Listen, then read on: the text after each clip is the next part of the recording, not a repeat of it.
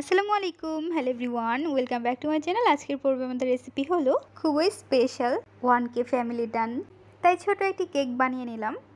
Cake রেসিপিতে সব কিছু একদম সহজভাবে দেখিয়ে দেব।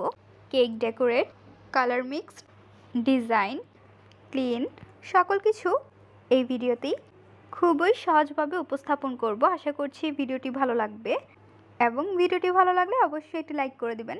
চলুন ভিডিওটি দেখে নেওয়া যাক। বিসমিল্লাহির রহমানির রহিম।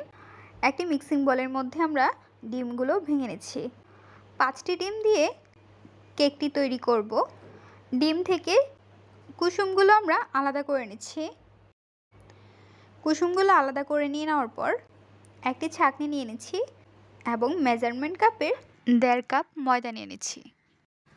1 টেবিল চামচ লবণ, 1 টেবিল চামচ বেকিং পাউডার দিয়ে দেওয়ার পর 1/2 টেবিল চামচ দিয়ে দিব বেকিং সোডা এবং কর্নফ্লাওয়ার 1 টেবিল চামচ। ভালোভাবে চেলে নিতে হবে। আমরা এই ময়দাটি 2 থেকে 3 বার ভালোভাবে চেলে নিব। চেলে নিয়ে নেওয়ার পর হ্যান্ড বিটারের সাহায্যে বিট করে নিতে হবে। এখন একটি ইলেকট্রিক বিটারের সাহায্যে ডিমের সাদা অংশটি বিট করে নিতে হবে।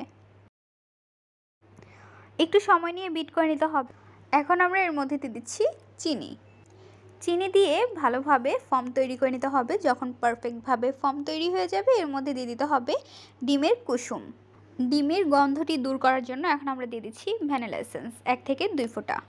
মেজারমেন্ট কাপের 1.5 কাপ সয়াবিন তেল দিয়ে আবারও ইলেকট্রিক বিটারের সাহায্যে বিট করে নিতে হবে।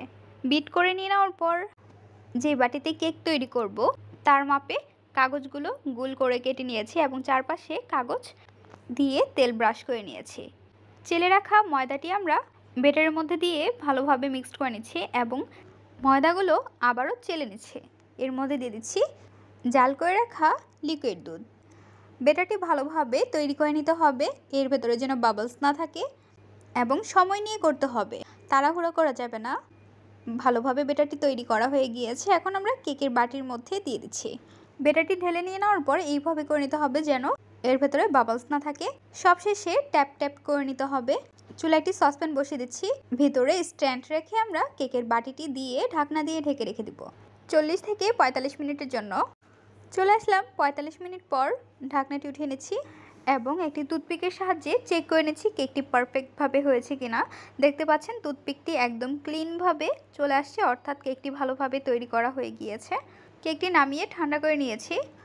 দেখতে পাচ্ছেন কতটা সফট হয়েছে। কেকের চারপাশে কাগজ আমরা উঠিয়ে নিচ্ছি।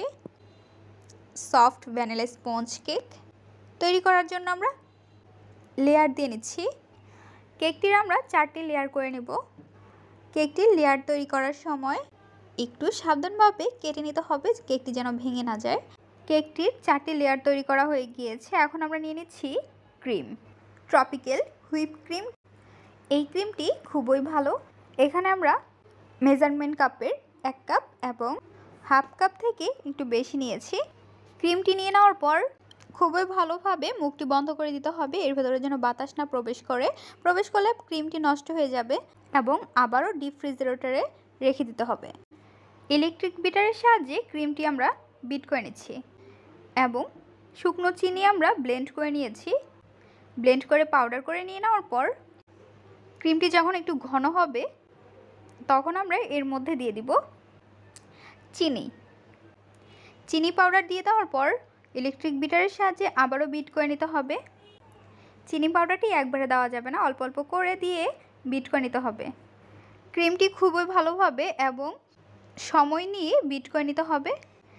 যখন ক্রিমটি ভালোভাবে বিট করা হয়ে যাবে, অর্থাৎ উল্টিয়ে নিলে যেন না পড়ে যায়, তখন বুঝতে পারবেন পারফেক্টভাবে তৈরি করা হয়ে গিয়েছে। কেকের বোর্ডের মধ্যে আমরা ক্রিমটি লাগিয়ে নিচ্ছি। কেকের একটি লেয়ার আমরা রেখে দিচ্ছি।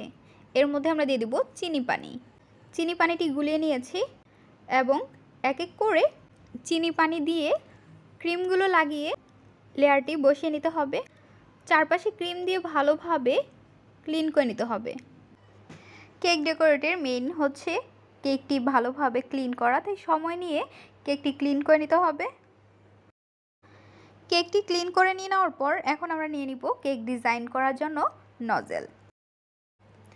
এখানে আমরা দুটি নজেল দিয়ে তৈরি করব।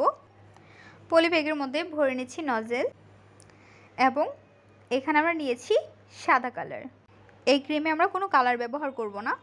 প্রথমে এখানে আমরা মাঝখানে লাভ শেপ করে নিয়েছি এবং নজেল দিয়ে চারপাশে ডিজাইন করে নিচ্ছি, বর্ডার তৈরি করে নিচ্ছি।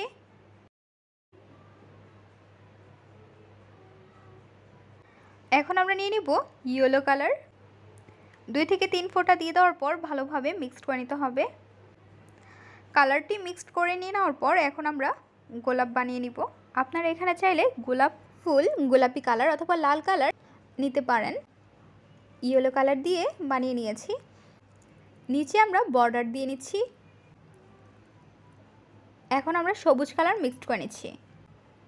সবুজ কালার দিয়ে দেওয়ার পর পাতা তৈরি করে নিতে হবে। পলিব্যাগের মধ্যে ভরে নিয়েছি এবং চারপাশে পাতাগুলো দিয়ে দিচ্ছি। চারপাশে পাতাগুলো দিয়ে দেওয়ার পর এখন আমরা দিয়ে দিব সিরাপ বল বা সুগার বল। ফুলগুলোর মাঝখানে মাঝখানে আমরা দিয়ে দিচ্ছি। চারপাশে দেখতে অনেকটা খালি খালি লাগছে, তাই আবারও এর উপরে বর্ডার করে নিচ্ছি।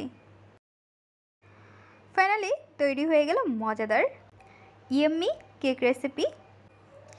কেকটি কেমন হয়েছে তা অবশ্যই জানিয়ে দেবেন আপনাদের মূল্যবান মতামতটি। এখন আমরা কেকটি কেটে নিচ্ছি, কেটে দেখিয়ে দিচ্ছি কত সুন্দর লেয়ার তৈরি হয়েছে। আপনারা খুব সহজে বার্থডে পার্টি কিংবা অ্যানিভার্সারিতে যে কোনো পার্টিতে আপনারা তৈরি করে নিতে পারেন।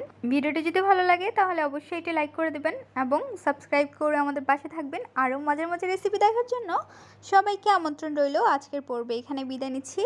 গাইস, আসসালামু আলাইকুম। ভালো থাকবেন সবাই। আল্লাহ হাফিজ। সবাই আমাদের জন্য দোয়া করবেন।